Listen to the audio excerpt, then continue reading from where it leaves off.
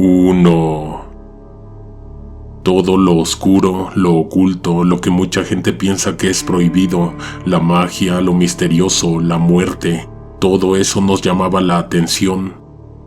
Pasábamos mucho tiempo leyendo autores góticos, nos gustaba vestirnos de negro y visitar lugares poco convencionales. En aquellos años ella dibujaba mientras yo tomaba fotografías con una cámara digital. Íbamos a lugares abandonados, solitarios, a veces peligrosos como las barrancas en Chapultepec o el desierto de los Leones. A veces íbamos a los cementerios, nos sentábamos sobre las tumbas, nos poníamos a imaginar las historias de las personas cuyos nombres estaban escritos en piedra. Ana y yo no nos volvimos a ver después de graduarnos. Por redes sé un poco de su vida, ni ella ni yo seguimos haciendo ese tipo de cosas, pero al menos yo atesoro esas memorias como muy buenos recuerdos.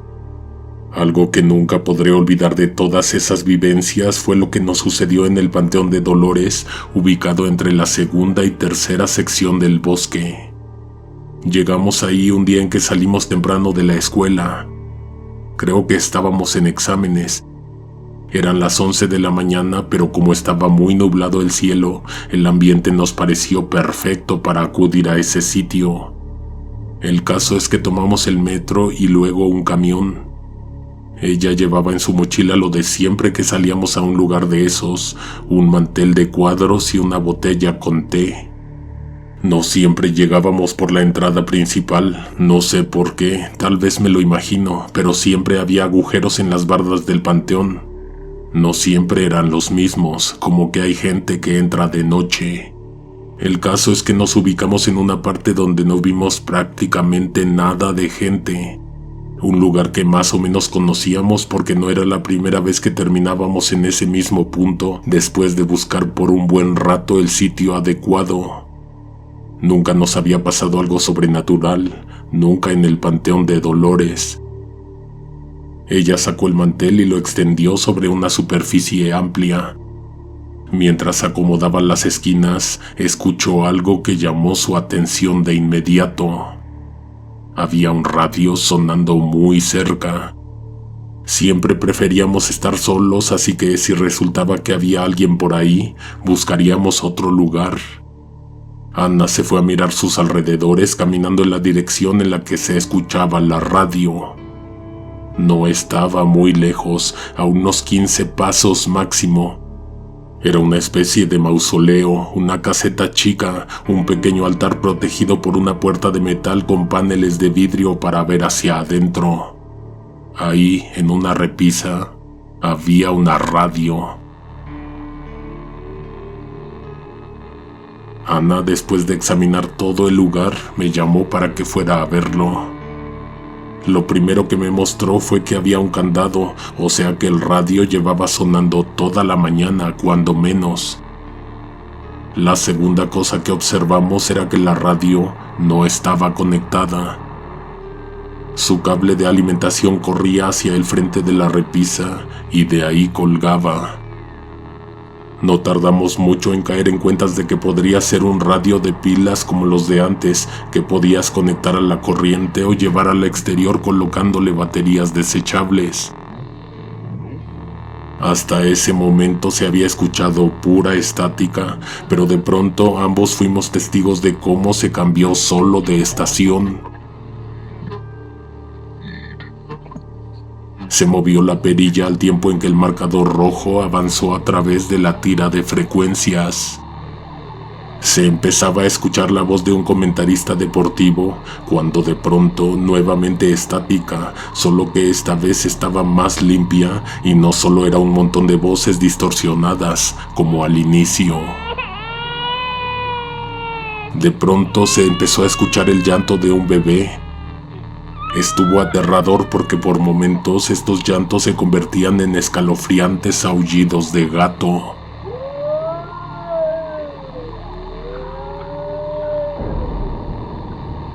La radio se siguió cambiando de estación hasta que se sintonizó una estación de música antigua. Más que asustarnos, nos pareció fascinante. Lo que sí recuerdo es que mi amiga me dijo que sin importar cuál fuera el caso, no se me fuera a ocurrir hablar con los muertos. Ana fue por el mantel y su mochila. Me dijo que esa era la clase de música que debería escucharse en un panteón. No podría estar más de acuerdo. La melodía era un poco aterradora. La radio sonando dentro de un mausoleo, la brisa y el aire que de pronto mandaba hojas secas y lo nublado del cielo ayudaban a que el ambiente fuera inquietante y dieran ganas de hablar de temas fúnebres. Algo me distrajo en el mausoleo que teníamos a unos metros. Además del candado oxidado, en el dintel y el umbral había varillas que sobresalían y éstas se encontraban soldadas a la reja. Por las condiciones en que se encontraba la caseta en su totalidad, quedaba claro que no hicieron recientemente ese trabajo, ni limpiaron el polvo que cubría la radio, ni podaron la hierba que crecía afuera. Lo más probable es que ese radio no tuviera baterías. No había manera fácil de entrar a ponérselas, además de que hace unos momentos también vimos que la perilla de frecuencia se movió sola. Un grito fuerte que venía de la radio. Recuerdo que hasta los cristales se cimbraron cuando este apareció. Me miré a los ojos con mi amiga, pero no nos dijimos nada. Tal vez uno esperaba que el otro dijera que sería hora de irnos, pero como nadie habló, los dos nos quedamos con la piel erizada y callados, mirando hacia el mausoleo. Yo sé que Ana dijo que no hablara con los muertos. Ella daba muy buenos consejos, pero rara vez los seguía. Se levantó, caminó hacia la tumba y buscó el nombre de la persona enterrada. Antes de que yo me levantara y me acercara también al mausoleo, ella notó dos cosas. Una de ellas era que había una ventana a la derecha con el vidrio roto. Por ahí pudieron haber metido la mano para colocar el radio dentro.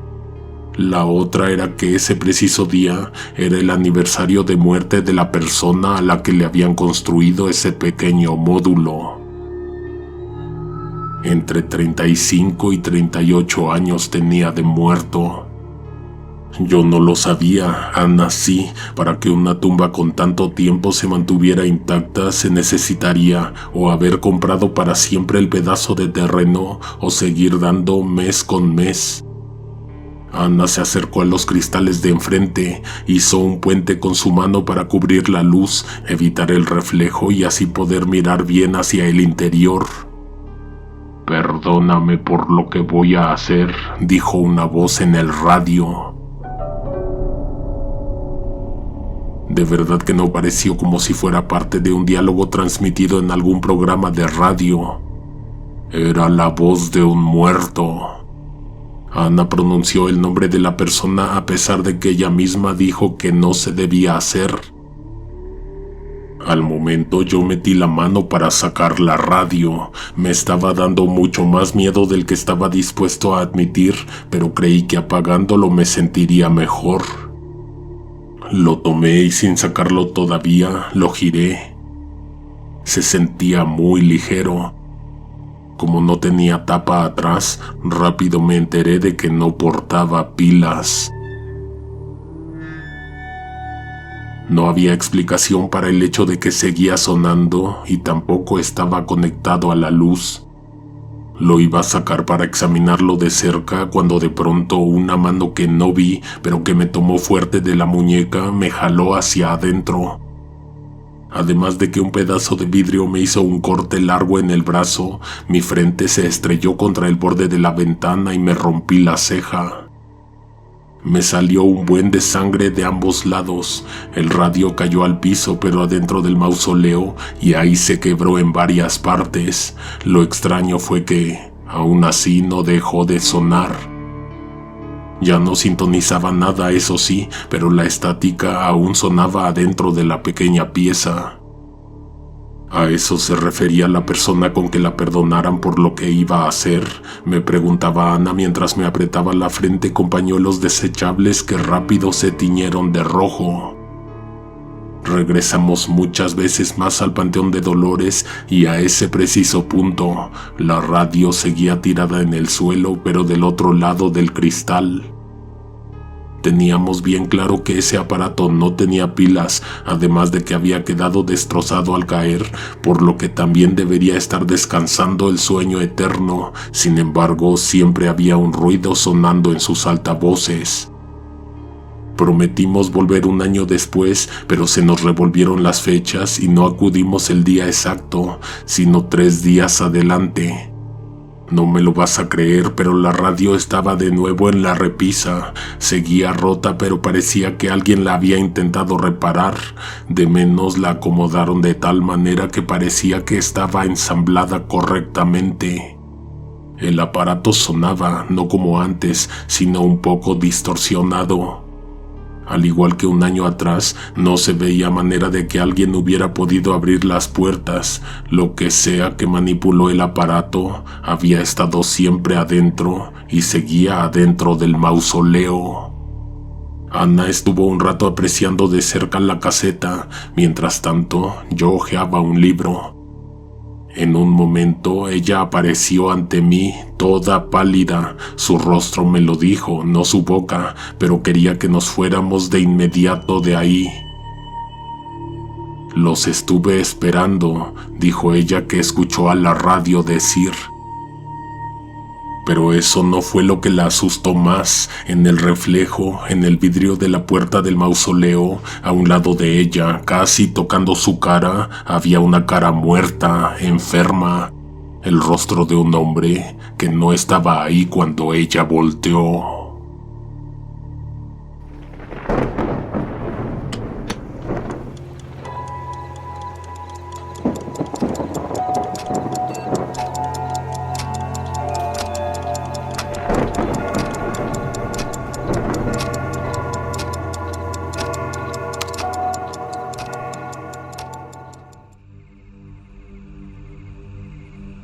Un tiempo nos fuimos a vivir a Cuautla con mi abuela. Atrás de su casa, entre su terreno y el del vecino de la otra calle, hay un cementerio. Según me contó alguna vez mi abuela, ese panteón existió desde hace mucho tiempo. Ella una vez solicitó al gobierno que lo quitaran, pero le dijeron que era imposible. A mi abuela no le gustaba tenerlo ahí porque era uno de los pocos lugares que a mí me consta que sí están embrujados. Era un pedacito de terreno al que no se podía acceder de ninguna manera, además de que no era visible desde la calle, solo desde casa de mi abuela porque el vecino de atrás no tenía construcción cerca del borde. A las ventanas de la recámara de mi abuela y de la nuestra, alguien les aventaba piedras por la madrugada. Cuando llegamos a vivir con ella, se encargó de tapar bien las ventanas del cuarto que nos prestó. Nos hizo prometer que no nos íbamos a asomar y que no haríamos caso si alguien nos aventaba piedritas en la noche. Fue muy difícil mantener esa promesa. Recuerdo que la primera noche los golpes nos levantaron. También despertaron a mi abuela, quien de inmediato fue a vernos para tratar de explicar los ruidos.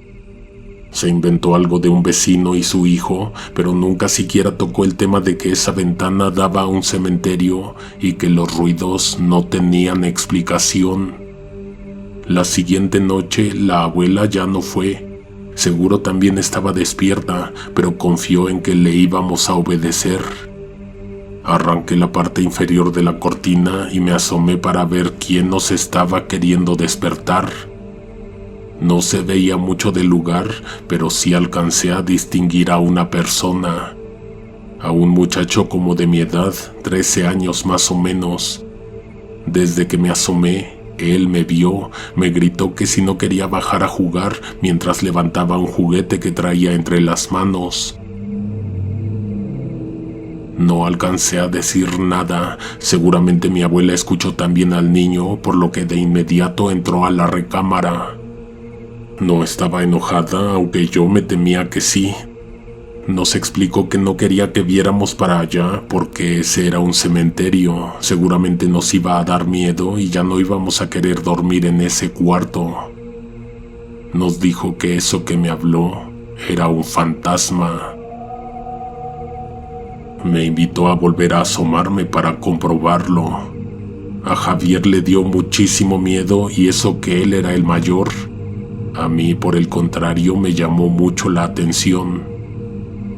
Miré de nuevo, pero ahí ya no había nadie. Estuve observando por la ventana por un buen rato mientras mi abuela hablaba con mi hermano. Me di cuenta de que había un montón de lápidas y cruces, pero ninguna entrada o salida, ningún lugar donde esconderse, ninguna manera fácil de saltarse la barda y después regresarse. Nunca supe cuál fue la razón por la cual la tierra de ese cementerio era tan infértil. Ahí no crecía nada, era un suelo compacto y árido, con uno que otro pedazo de basura que seguramente había provenido de casa de mi abuela. Algunas cruces seguían en pie, mientras que otras ya habían caído al suelo y se habían descompuesto con los años. A pesar de que a Javier supuestamente le daba miedo, era él quien se asomaba más, lo hacía de día para buscar detalles. Él fue el que se dio cuenta de que algunas cruces se movían de un día para otro. Podría haber sido el aire, pero un día ambos vimos una especie de sombra que tenía algo de forma humana. Tenía extremidades y caminaba como una persona, pero al igual que una sombra, todo se veía de un mismo tono. Cuando se desplazaba rápido, hasta como que se deformaba un poco su figura. Esta cosa se acercaba a las cruces y las movía, las acomodaba de tal manera que todas apuntaran hacia casa de mi abuela. No sé cómo decirlo, en ese entonces no creímos que esa cosa tuviera conciencia, parecía solo un rastro de energía que había quedado atrapado en ese lugar, pero de pronto algo nos heló la sangre, nos dimos cuenta de que también nos estaba mirando. Mi hermano se asustó y bajó la ventana. Lo hizo justo en el momento en que pareció que esa cosa se levantó del suelo y se empezó a acercar a nosotros, a la ventana del cuarto. Nos alejamos y cerramos la cortina. Segundos después, algo golpeó el vidrio. De hecho, se escuchó como si estuvieran usando los nudillos. Era obvio que no nos íbamos a asomar, mucho menos tras lo que sucedió después. Alguien del otro lado nos dijo que afuera hacía mucho frío, que si lo dejábamos entrar. Mi hermano escuchó la voz de mi mamá y yo escuché la de una prima que también estaba fallecida. No lo comentamos en ese momento, cada quien reaccionó a su manera por lo que le estaba provocando escuchar ese mensaje y con esa voz. La cosa es que ambos abrimos la cortina para ver a la persona que nos había hablado. Afuera ya no había nadie, ya ni siquiera estaba la sombra. Lo único que perduraba como prueba de que algo había sucedido era que las cruces apuntaban hacia nuestra dirección. Mi abuela no se enteró de lo que nos pasó esa vez, pero en alguna ocasión nos contó que a ella le hablaba a su esposo, que una vez intentó platicar con él, pero a final de cuentas solo era una voz parecida, porque no tenía nada que ver con lo que algún día fue mi abuelo. Cuando eso sucedía, cada quien escuchaba lo que quería escuchar. Durante mucho tiempo funcionó ignorar todo lo que venía de esa dirección, como si se alimentara de nuestra atención. Había semanas en que no ocurría nada. Una de tantas veces, algo vino de afuera que realmente llamó nuestra atención. Se escuchaba que estaban cavando la tierra. Y si ese era el momento que la abuela había estado esperando, el día en que por fin desocuparan el terreno y se llevaran todos los restos para que volviera la paz. Mi hermano se asomó primero. Había una persona que portaba un uniforme muy viejo. Eso debió habernos puesto en sobreaviso. Lo otro fue que seguía sin haber manera de entrar a ese terreno, pero eso no nos pasó por la mente cuando vimos a quien hacía un hoyo en el suelo. Ciertamente no parecía estar haciendo algo por desalojar el cementerio. Más bien parecía estar haciendo el trabajo de sepulturero. En un momento notamos que había un petate enrollado tirado en el suelo y recargado en el muro que daba a la casa del vecino. Alcancé a verle los pies al muerto, un poco salidos del rollo hecho de palma en que lo habían envuelto para enterrarlo. Eso me provocó escalofríos. El sujeto detuvo su tarea y nos miró. Ojalá le hubiéramos hecho caso a la abuela y jamás nos hubiéramos asomado a ese lugar. ¿Sabes a quién vamos a enterrar?, nos dijo ese tipo a cada uno de nosotros. Dejó la pala clavada a un lado del agujero y caminó hacia el petate en el que estaba envuelto el cuerpo. No sé por qué nos quedamos a ver. El hombre desamarró el petate y lo extendió. La cara del muerto era la mía. También era la de mi hermano. Cada uno de nosotros vio lo que más le aterraría ver. Los dos nos quedamos muy agitados cuando nos retiramos de la ventana y corrimos completamente la cortina. Mi abuela no estaba. Qué bueno que no escuchó, porque ahora sí nos hubiera regañado. Esa fue la última vez que nos asomamos hacia ese cementerio. Pasara lo que pasara, jamás volvimos a prestarle atención más allá de quedarnos toda la noche temblando, imaginando en lo que estaría del otro lado. Esto no es una historia que mi abuela cuente, la conocemos porque ya la vivimos. De lo contrario, nadie sabría que esto sucede en alguna parte de la ciudad de Cuautla, en Morelos.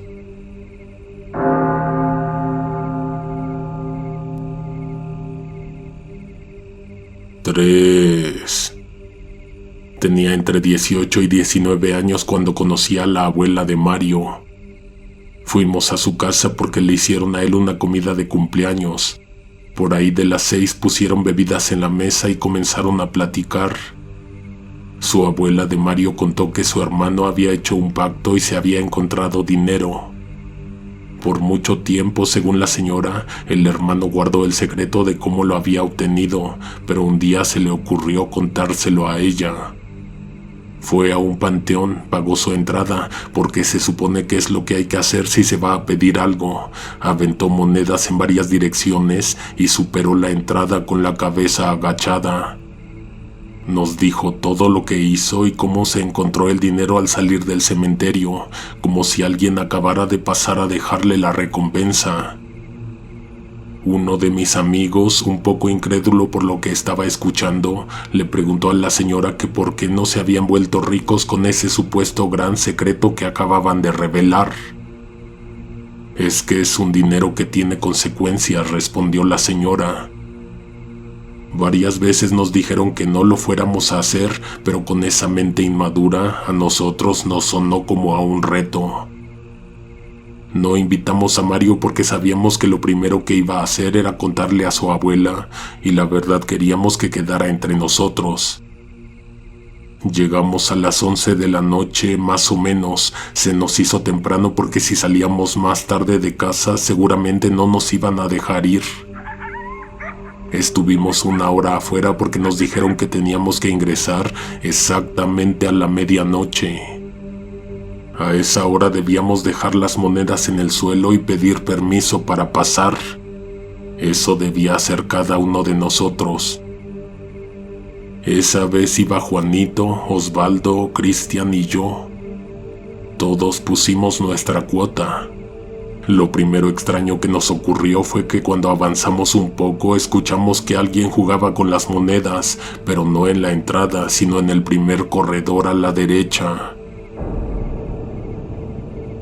Osvaldo se regresó a la entrada y vio que efectivamente ya no había monedas. No supimos si quien las agarró era una persona viva, pero no quisimos ir a averiguarlo en ese momento. Cuando estábamos lejos de la entrada nos pusimos a buscar nombres en las lápidas. Funcionaría solamente con una que tuviera el mismo nombre que uno de nosotros. Prometimos que haría el pacto el primero que encontráramos. Era de esperarse que ese sería Juan. Le dimos todo lo que traíamos en las mochilas para que comenzara a hacer lo que tenía que hacer. Aquí haré una pausa para comentarte que la persona que nos mandó este relato omitió los pasos porque involucraba un sacrificio animal y eso entonces no les pareció malo, pero al día de hoy resulta perverso e inhumano. Nosotros queremos creer que es además por las consecuencias que trajo consigo hacerlo. Ayudaron a Juan a que se limpiara la cara porque había quedado completamente bañado de rojo y apestaba. Te voy a ser bien sincero, hasta ese momento los 4 estábamos convencidos de que eso sería únicamente una experiencia, que nada iba a ocurrir, que solo estábamos cumpliendo un reto. Con esas cosas nos divertíamos en aquel entonces. ¿Pero qué crees? ¿Que sí funcionó? En algún momento se suponía que se iba a escuchar un piano. Pues eso sucedió de pronto. Todos nos sobresaltamos porque no nos lo esperábamos. Uno de mis amigos sacó su celular para grabar, pero de inmediato se hizo silencio. Todo se calmó. Hasta el momento en que lo volvió a guardar, la melodía se reanudó. Juan llevó cargando al animal hasta la tumba de donde salía la canción de piano. En la lápida estaba escrito un nombre que casi era el mismo que el de Juan. Coincidían el nombre y primer apellido. La prenda que envolvía al cuerpo ya se había empapado. Las manos de mi amigo también escurrían. Hizo lo último que tenía que hacer dentro del cementerio, que era bañarse la cabeza encima de la tumba. Juanito iba escurriendo, a pesar de que estábamos en los meses de más calor, él venía tiritando. Creo que uno de nosotros le tocó la frente y la traía helada. Esperábamos que se calentara una vez que se le secara la ropa. No pensábamos que tuviera que ver con lo que acababa de hacer. Ahora solo hacía falta ir a ver si la otra parte había cumplido su parte del trato. Afuera del cementerio, efectivamente, había una bolsa con dinero. A Juanito le brillaron los ojos con malicia cuando vio que sí había surtido efecto.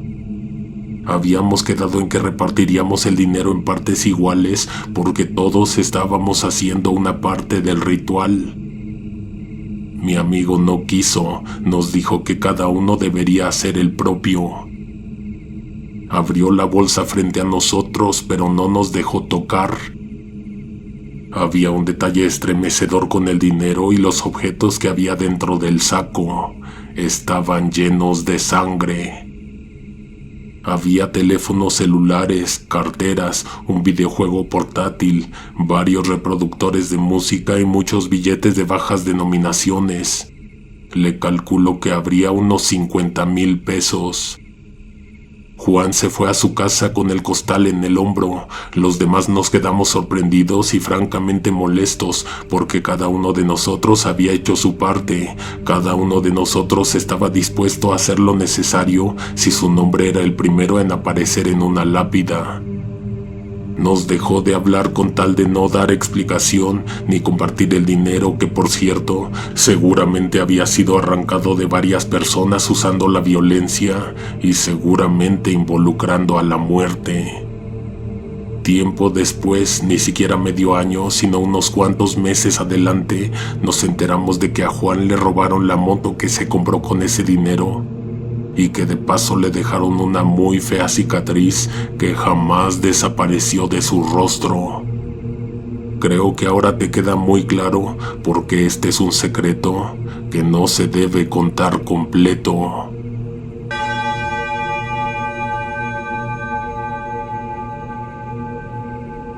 Las historias compartidas en esta recopilación llegaron a ustedes gracias a Lorena Soledad Díaz, Un Genio Acá, Johnny Álvarez, Rosa Ceja, Soul Lorna, Olivera Ibar, Irene Castro Díaz, Dania Pineda. No olvides dejar tus comentarios y sugerencias acá abajo. Estaremos tomando en cuenta los temas que ustedes nos pidan. Antes de irte, suscríbete para que no te pierdas los estrenos. Activa las notificaciones para ser de los primeros. Hasta la próxima. Alguien te observa en la oscuridad.